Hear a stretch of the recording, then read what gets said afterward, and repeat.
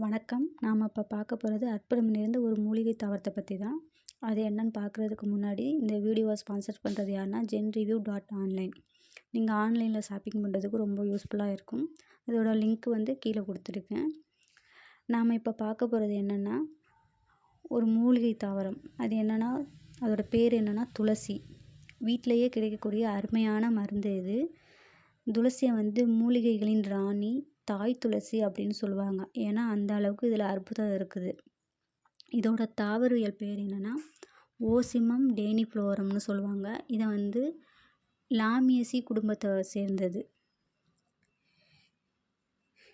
இது வந்து நறுமணம் வற்றாத தாவரம்னு சொல்லுவாங்க.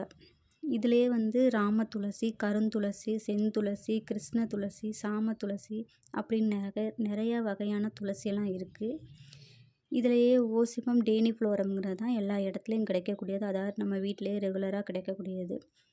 இது நம்ம வீட்டிலேயே கிடைக்கக்கூடிய சாதாரண விஷயமா இருந்தாலும் ஏகப்பட்ட மருத்துவ குணம் இதில் இருக்குது. உச்சி முதல் பாதம் வரை இந்த துளசிக்கு இல்லாத மருத்துவ குணமே இல்லைன்னு சொல்லலாம்.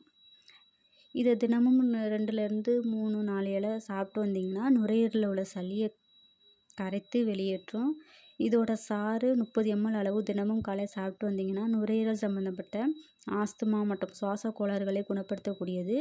இதோட பொடி 2 கிராம் அளவு தினசரி சாப்பிட்டு வர ஜீரண சக்தியை மேம்படுத்தி இருதயத்திற்கு நல்ல இரத்த ஓட்டத்தை கொடுக்கக்கூடியது. மேலும் நரம்பு கோளாறு, ஞாபக சக்தி மற்றும் தொண்டை சார்ந்த பிரச்சனைகளை நோக்கக்கூடிய அற்புதமான மருந்து வந்து துளசிக்கு உண்டு.